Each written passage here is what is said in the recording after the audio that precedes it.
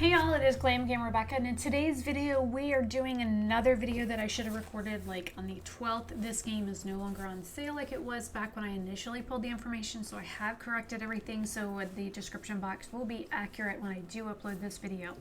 Now, this is a game called Infection Free Zone.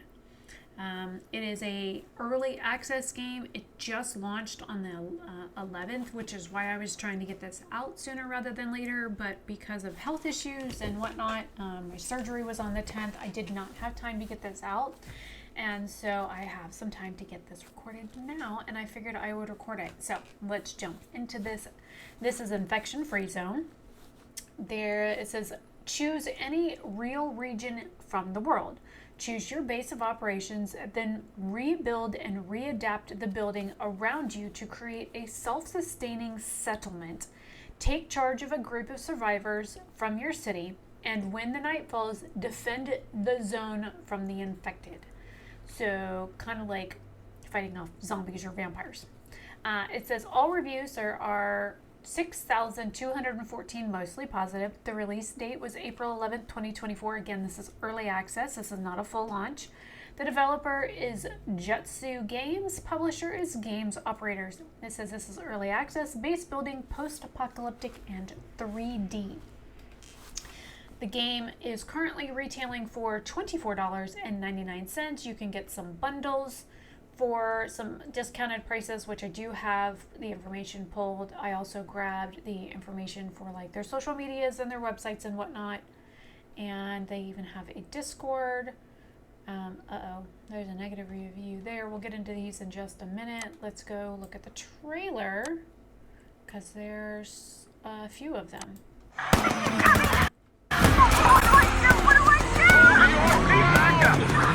A number of violent attacks is growing rapidly.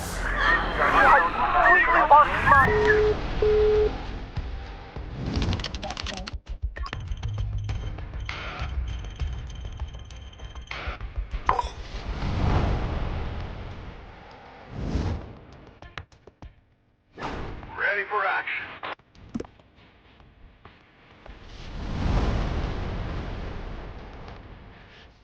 This house is infected. We need to build defenses.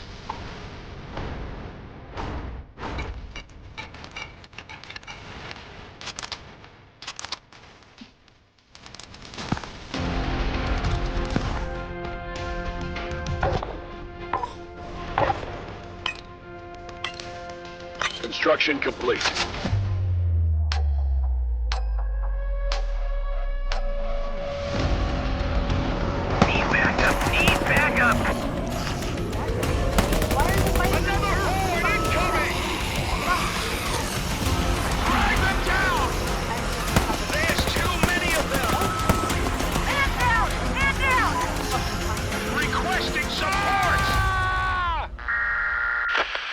To all survivors, broadcasting on all emergency frequencies. We provide food and shelter, safety and security. This is an infection-free zone. Join us. I don't know. It did not look like no infection-free zone, because I mean they were getting chomped on by everybody. And why the hell did they not build a gate? Like, that just gives me anxiety. All right, let's look at the other one.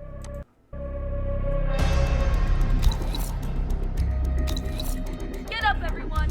Work's waiting!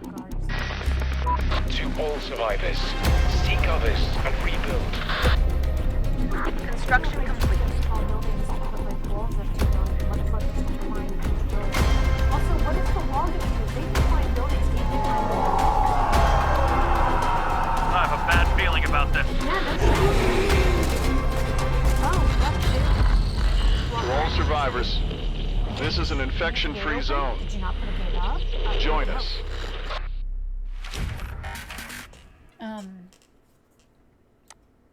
Can you not put a gate up? All right, let's watch the other two. The world as we know it is gone. What we called the mad virus appeared out of nowhere. We call it COVID. It made people turn extremely violent, aggressive, and unrestrainable. Soon later, the infected became bloodthirsty, more like vampires than human. There was chaos, panic, and war for survival.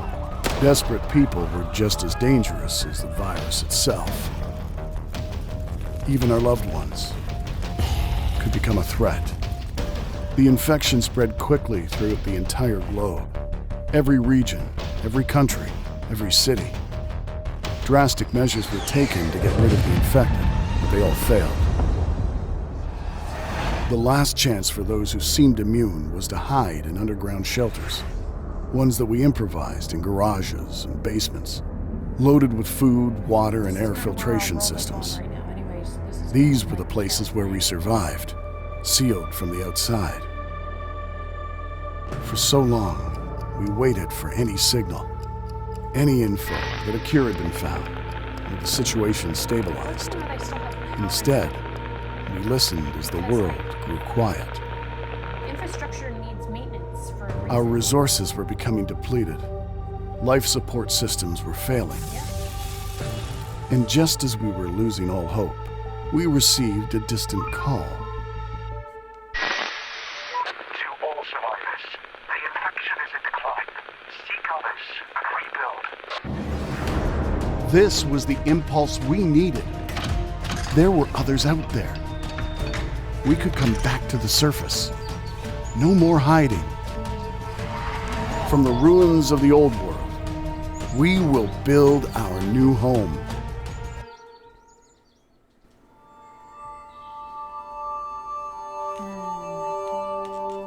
Yeah, like my biggest thing with this would be, especially with like post-apocalyptic stuff, number one, everything that we currently use for our water, our sanitation, our power, all of that stuff needs some sort of like maintenance done on a regular basis. It's called infrastructure.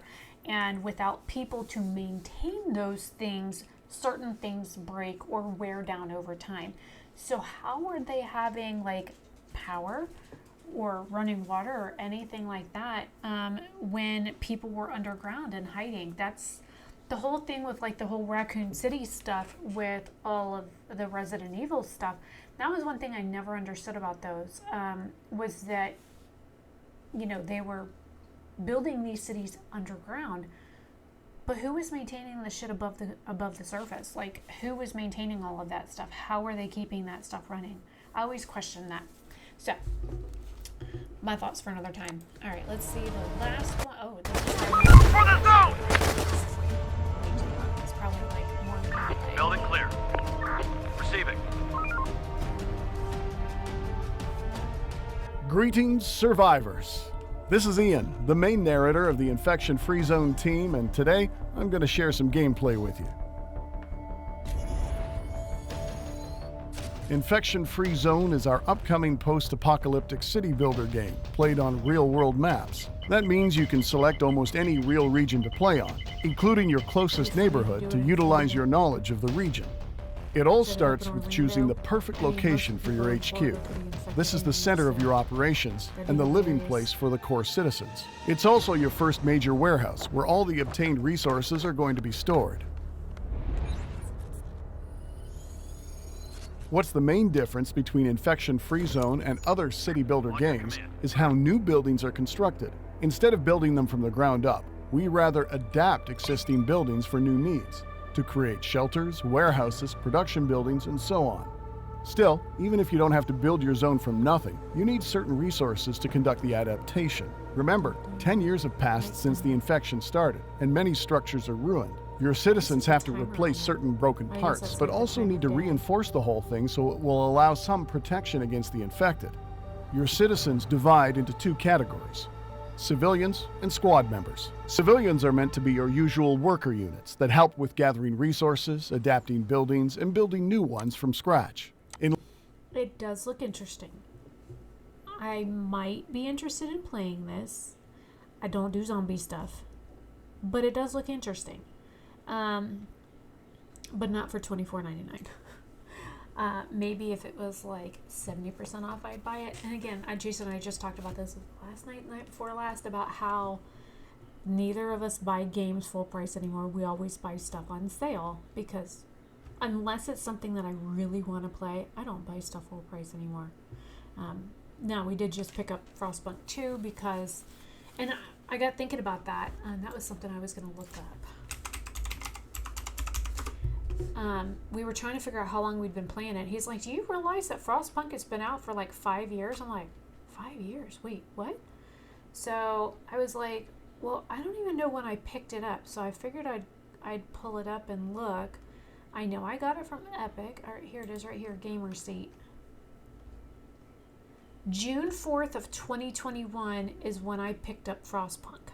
June 4th of 2021. I've been playing that game almost 3 solid years, and it's been out for 5. So I've been playing it for a while. I hadn't even heard of the game, but also, like, it also tells you that it's a game that I've had for a while. I've played it for a while. I enjoy it, and now they've come out with the second version of it. So if you haven't seen any of my videos going over it, if you buy the deluxe version, then you can play early access now. And it was only limited for a few days, and I don't think there's access to it anymore. I am not happy about the fact that you can only play the one scenario, but I'll get into that a whole other time. Okay, so let's read this negative review. It says 96.6 hours on record, 82.4 hours at the time of review. So they had a good long time to play this before they wrote this holy cow review. A lot of people are reacting to it.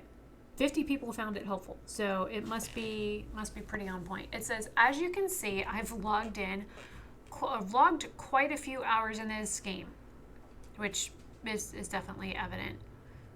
All right, I'm actually playing a video game on my phone. I have a certain timeline to defeat a bunch of monsters. So anyways, as you can see, it says I've logged quite a few hours in the game, and this review is most certainly not a do not buy this game type of review. This is a there's so many problems it's not worth it right now. Well, it is early access, so that makes sense. It says, I love the concept. The concept is great. I love building a fortress out of real locations and seeing if I can do well enough to survive. However, there are some glaring issues as well. The walls are basically completely useless. I was in Kyoto at the Imperial Palace, and the dogs ignored the walls completely, phased through them to attack my radio tower for some bizarre reason. Zombies will similarly phase through walls and bypass all of my carefully constructed defenses. Even without the phasing through walls, they are like paper. A single alpha can tear through your defenses with ease. By the 25th day or so, I had about 100 wood and metal, since it's used for everything, and I had 3 warehouses because I had 2,500 brick. Brick is used for walls, and that's it. You can build nothing else from brick. Yet, if I wanted that sweet, sweet wood and metal, I had to tear down existing buildings and take all the damn brick that went along with it because cutting down trees and taking apart streetlights had become untenable. Since I'd cleared the area around my base completely, either brick should be able to be used for more stuff, or it needs to be a come to Jesus balance effort. Building weapons is an impossibility because by the time you have 700 pistols and still just the 4 assault rifles, you have no metal left to build tools needed to build factories necessary to actually build decent weapons. Wow, this is, it's a really detailed review by this user here. So if you want to read the whole thing, you can. Let's review a few of the photos.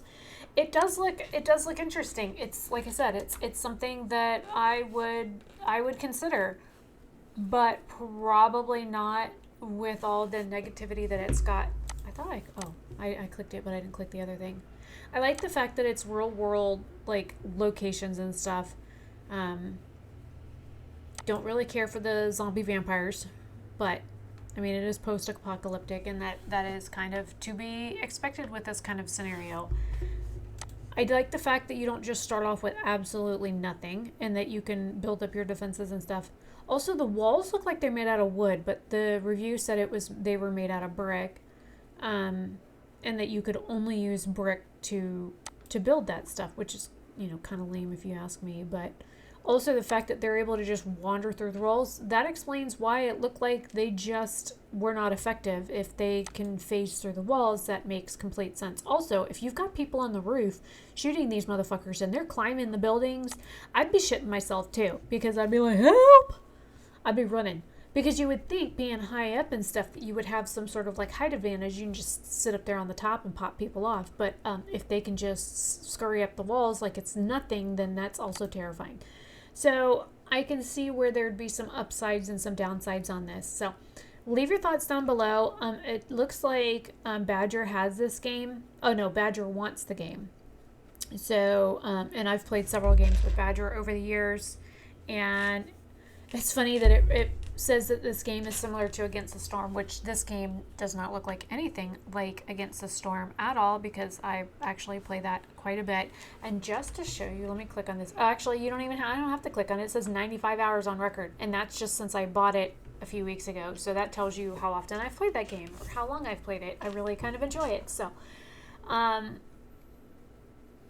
if you want like a gameplay video on that game, let me know. I can do that and talk through some of the things that I've learned and some things that I screwed up and things that I would do different on that game. I can do that.